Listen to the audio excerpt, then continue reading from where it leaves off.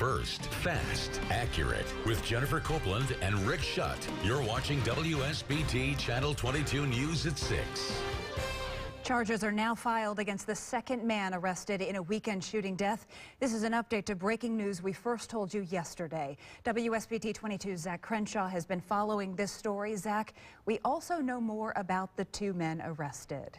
That's right, Jen. Brothers Demetrius and Romello Murray have both been arrested in the death of 18-year-old Deontay Horst this Sunday. This man you see on your screen now, is facing up to 81 years in prison if convicted of all 3 counts, which include murder and felony murder. Demetrius has 7 previous arrests since June of 2012. Meanwhile, his younger brother, Romello Murray, who you see there, was charged today with assisting a criminal and also has 5 previous arrests since August of 2013. Now, the shooting this weekend has turned attention to the Cedar Glen apartment complex. And while the complex did have a rough history with crime, police, and management, and they all say that's changed.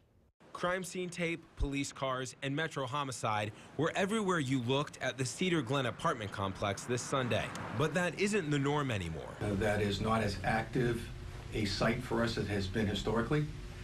We've seen much improvement. The apartment complex used to be called Courtyard Place. Up to 2012, we had a significant amount of police resources responding to calls out there. Everything from fights, loud parties, to homicides, drug dealing. Officer Keenan Lane and the South Bend Police worked with the Common Council to implement a chronic nuisance ordinance. The ordinance helps hold landlords and ownership responsible for tenants who consistently cause problems. Loud parties, shots fired, fighting, things of that nature, those are nuisance calls. Officer Lane says the ordinance helped lead to a change in ownership and a major change in police presence. This year alone, I averaged out, it went from 100 calls a month. Now we're down to an average of 14 calls a month. Trey Maley was friends with this weekend's victim, Deontay Horst, and says he remembers the old Courtyard Place. It was a very ran down place. I mean, a lot of drug deals. I mean, my aunt, she used to live here and she moved out because of all the drug deals, and like once they fixed them up, she moved back in. The new local owners, Bradley Company, have already taken action regarding this weekend's incident, and like police, have a zero-tolerance policy for crime. Tenants need to understand that they have to be responsible for the behavior.